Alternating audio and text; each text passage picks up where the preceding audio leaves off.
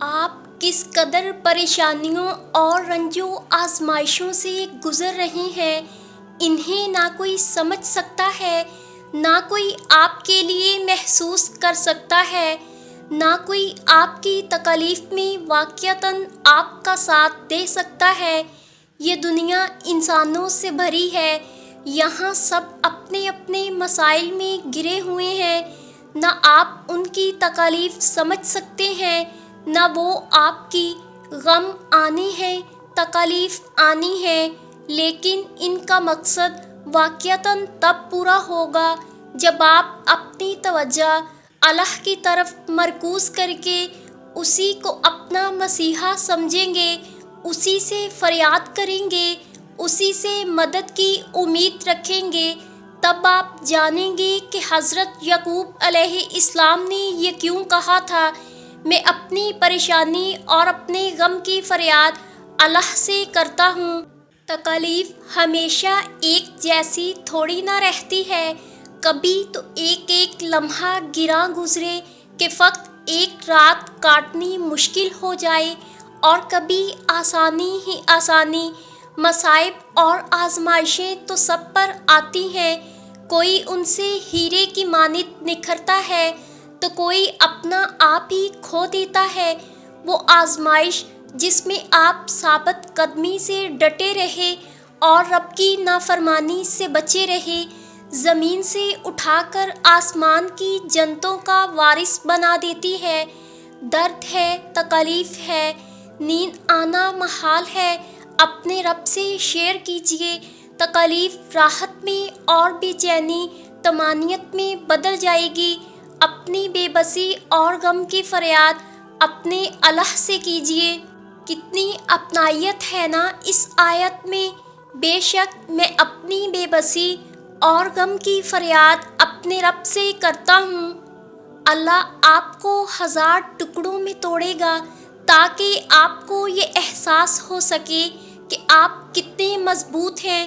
وہ آپ کی زندگی میں آزمائشیں اور مشکلات لائے گا، صرف یہ بتانے کے لیے کہ آپ کو کس طرح درد اور پریشانیوں کا مقابلہ کرنا ہے۔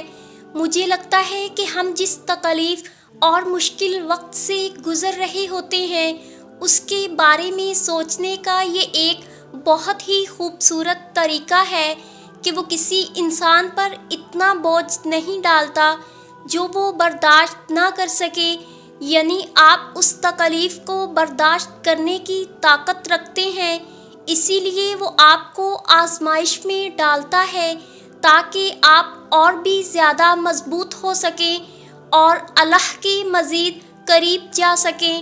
دیکھو، آزمائش تمہیں اللہ سے ملواتی ہے، درد تمہیں سجدوں تک لے آتے ہیں، تکلیفیں تمہیں تہجد تک لے آتی ہیں، زندگی کی ہر کمی تم سے دعائیں کرواتی ہے، اور ہر دکھ اور مشکل تمہیں جائے نماز تک لاتے ہیں، اور اللہ اپنے پیاروں کو ہی سب سے زیادہ آزماتا ہے۔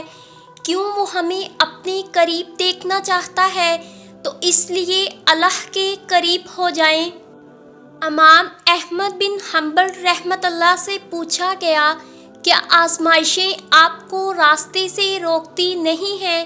انہوں نے کہا، اللہ کی قسم، اگر آزمائش نہ ہو تو راستہ مشکوک ہو جائے۔ بے شک اللہ جس چیز کے ساتھ آزماتا ہے تو اس میں خیر ہوتی ہے، اگرچہ ہم اس کے برعکس سوچیں۔ اپنے دل کو اس بات سے راحت دو، اگر آزمائش نہ ہوتی تو حضرت یوسف علیہ السلام اپنے والد کی گود میں ہی رہتے، آزمائشوں نے ہی انہیں عزیز مصر بنایا۔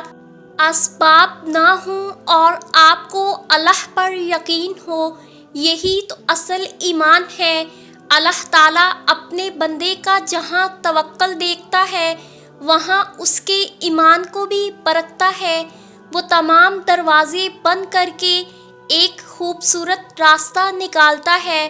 وہ بات ناممکنات پر لا کر اپنے بندے کے ایمان کی بدولت اس کو نوازتا ہے، تاکہ اپنے مومن بندے کو ہمیشہ کے لیے بتا سکے کہ تمہیں تمہارا رب کافی ہے، تمہیں دنیا کی فکر کرنے کی ضرورت نہیں، کیونکہ تمہارے لیے تو جنت تیار کی گئی ہے۔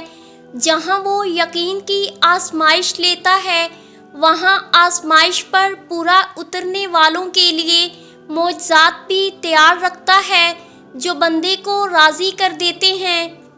جن دعاؤں کے بارے میں شیطان سب سے زیادہ ناممکن کے وسوسے دلائے، انہیں اور زیادہ یقین سے مانگا کرو، کیونکہ وہی دعائیں سب سے بڑی آزمائش ہوتی ہیں۔ یقین کی آزمائش اور آزمائش پر پورا اترنے والوں کے لیے اللہ کے ہاں بہترین اجر کا وعدہ ہے۔ اللہ پر توکل رکھو اور نا امید نہ ہو، عنقریب وہ تمہاری ہر اداسی اور آزمائش دور کر دے گا۔ یا اللہ، تیرے یہ بندے بے بس ہیں، تھک گئے ہیں زندگی کی ان الجھنوں سے۔ اے اللہ، تجھے تیری شان کریمی کا واسطہ، تجھے تیری وحدانیت کا واسطہ سکون قلبی دے دے۔ جن باتوں کو لے کر اذیت میں ہے، ان کو راحت میں بدل دے۔ بے شک تیرا وعدہ ہے کہ عنقریب ہم تمہیں اتنا دیں گے کہ تم خوش ہو جاؤ گے۔ یا اللہ، بے شک تو بہترین انداز میں اسباب پیدا کرنے والا ہے، ہمارے لیے بھی اسباب پیدا کر دے، ہماری اذیت کو ختم کر دے اور ان سب دعاؤں پر کن فرما دے جو ہمیں بے چین رکھتی ہیں۔ بے شک تو حیا والا ہے، اپنے بندے کو خالی ہاتھ لوٹاتے تجھے شرم آتی ہے۔ یا اللہ، ہمارا خالی دامن بھر دے۔